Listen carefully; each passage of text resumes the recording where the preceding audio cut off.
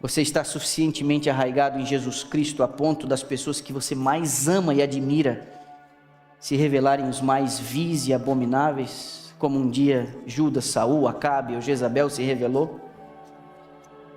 Eu tenho a sensação, por esses exemplos, que as pressões internas serão piores do que as pressões externas antes da volta de Jesus.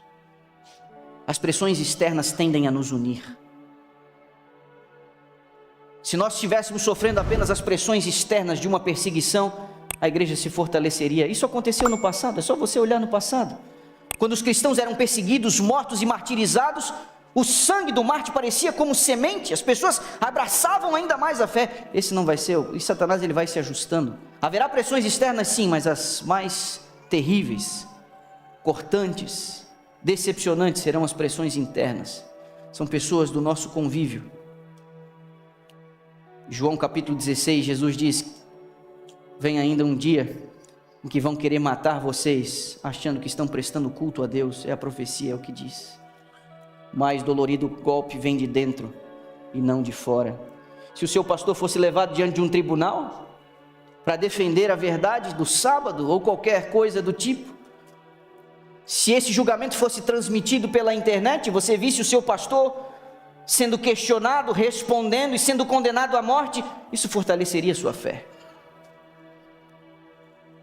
Mas o problema não é o seu pastor ser fiel e morrer por isso. O problema é o seu pastor ser infiel, causando decepção no seu coração. Se você tem outra coisa que não o firme fundamento de Jesus Cristo, você vai ter a sua fé abalada. Os soldados romanos executaram Jesus como se fosse mais um criminoso. Eles vão responder por isso. Mas eu tenho para mim que o que mais machucou o coração de Jesus não foi a morte infligida pelos soldados romanos, mas foi o fato de ele ter sido rejeitado por seu povo e pela sua cidade. Você vai precisar aguentar essa prova sozinho, e não tem como você se apoiar em mais ninguém. Talvez você tenha vindo para a igreja adventista porque alguém reproduziu o amor de Jesus para você de forma tão irresistível que você se rendeu ao convite divino.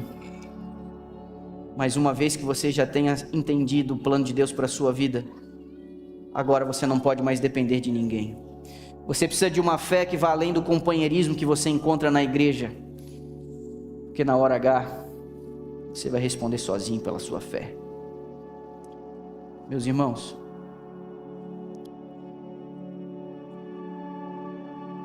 é minha responsabilidade ajudá-los a perceber o tempo sensível em que nós estamos vivendo. E nós estamos vivendo num tempo muito sensível. Em Mateus capítulo 13, Jesus disse que enquanto os homens dormiam, veio o inimigo e semeou o joio no meio do trigo, e esse inimigo se retirou. Satanás tem semeado muito joio no meio do trigo.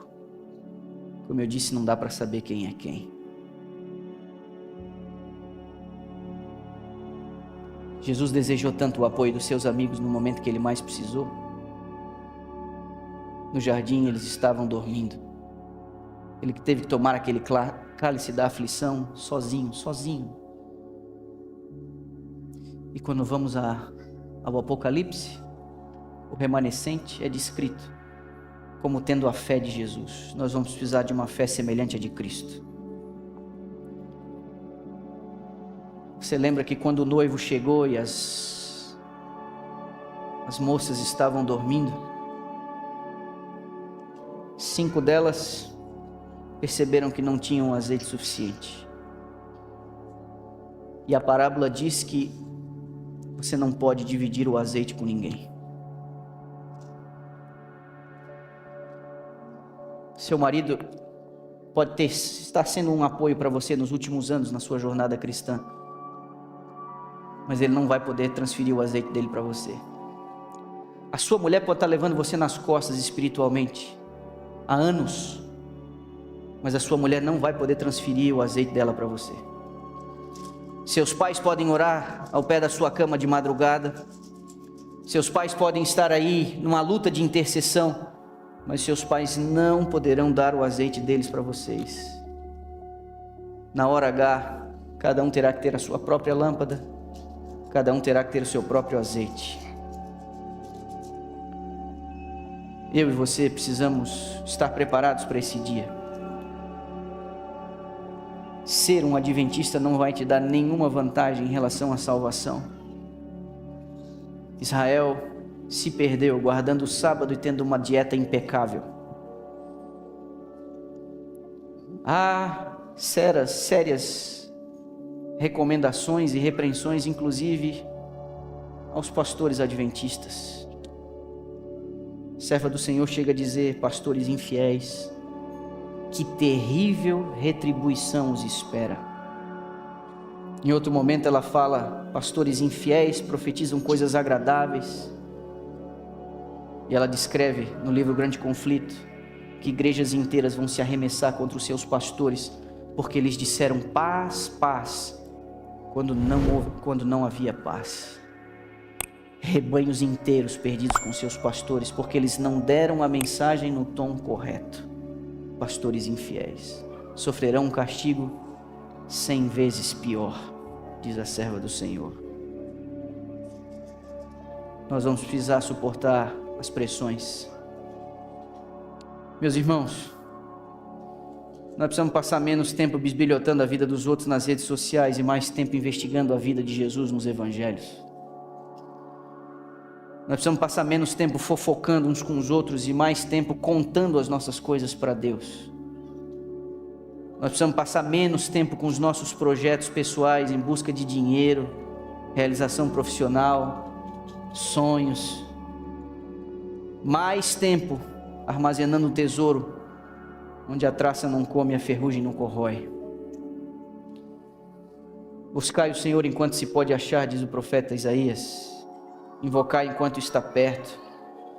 A Bíblia diz: deixe o perverso o seu caminho, o iníquo os seus pensamentos, e se converta ao Senhor, que se compadecerá dele, e volte-se para o nosso Deus, porque Ele é rico em perdoar. Essas palavras foram ditas a Isaías, por Isaías muito tempo atrás, mas essas palavras são para mim e para você. Busque o Senhor enquanto se pode achar. O problema? Um dia Jesus foi à igreja lá na sinagoga em Nazaré. Pediram para ele. Ele abriu justamente os livros do profeta Isaías e ele leu um trecho, uma passagem. E a passagem diz que o Messias, era uma passagem messiânica, dizendo que quando o Messias viesse, ele libertaria os cativos, daria vista aos cegos. Jesus lê a passagem, fecha os rolos e se senta. As pessoas olham para ele esperando algum comentário, e com os olhos todos fixos nele, ele diz: essa profecia se cumpriu hoje aqui. Sabe o que aconteceu? Arrastaram ele pelo cangote para fora da sinagoga e tentaram apedrejá-lo. Em Nazaré, onde ele havia crescido, onde ele havia trabalhado na carpintaria com o pai. Sabe por quê? Porque aquela audiência não admitia reconhecer o seu estado espiritual. É o mesmo problema de Laodiceia. Rico sou, abastado e de nada tenho falta. Você tem duas alternativas hoje de manhã: sair daqui com o nariz virado, querendo me apedrejar, ou você se prostrar diante de Deus e reconhecer que você precisa de colírio, que você precisa de uma nova roupa, que você precisa do ouro, que você precisa dele. O remanescente pode inflar o peito achando que é algo melhor, mas quando na realidade a característica marcante do remanescente, sim, ele é marcado pela verdade, ele guarda os mandamentos de Deus, ele tem o testemunho de Jesus, mas a repreensão que o remanescente recebe é a grande ironia. A grande ironia é que Laodiceia deixou Jesus do lado de fora. Laodiceia tenta viver um cristianismo sem Cristo, por isso Cristo se acha batendo. Eis que estou à porta e bato, se alguém ouvir a minha voz, abrir a porta, vou entrar, vou cear com ele e ele comigo. O grande problema do meu e do seu adventismo, o grande problema da minha e da sua vida espiritual, como remanescente, como Laodiceia, é que nós estamos tentando viver um cristianismo sem Cristo. Eu e você estamos deixando Jesus do lado de fora. Isso virou um clubão de final de semana. A gente compreende o conjunto de verdades, a gente compreende o conjunto de doutrinas, mas a nossa vida, a nossa rotina, o nosso vocabulário, o nosso vestuário, a maneira como a gente administra a vida, a maneira como a gente administra o nosso tempo, as nossas prioridades, a nossa ganância por dinheiro, a nossa fixação por ser alguém importante, a nossa loucura pela viagem dos sonhos, pelo carro dos sonhos, pela casa dos sonhos, está fazendo com que a gente viva um cristianismo de final de semana, um cristianismo meia boca, um cristianismozinho de nada. Essa sacudidura que vai sacudir como a gente não imagina. Como que nós vamos aguentar esse tranco no final, se hoje em condições mais favoráveis a gente fica vivendo essa vidinha desse jeito? Como? E como eu posso, como pastor da igreja, ignorar o fato de que nós saímos dessa pandemia não melhor do que nós entramos nela? Não vejo reação espiritual. Não vejo. Vejo famílias ainda tendo sérios problemas na condução de sua casa. Vejo maridos ainda com sérios problemas na condução da educação dos seus filhos. Eu vejo ainda mulheres apelando, me ligando durante a semana, dizendo: meu marido não é um líder espiritual que deveria ser. Como que eu vou administrar isso? Como que eu vou lidar com isso? Como que eu vou admitir o fato de que os meus filhos vão crescer, eu vou me aposentar e nós vamos ficar aqui ainda, porque a gente não fez o que a gente tinha que fazer? Como que eu vou admitir o fato de que ou eu olho os meus membros, as redes sociais deles, ou eu não olho para eu não sofrer, ou eu olho e eu digo: meu Deus, essas são as pessoas que têm ouvido os sermões do final de semana?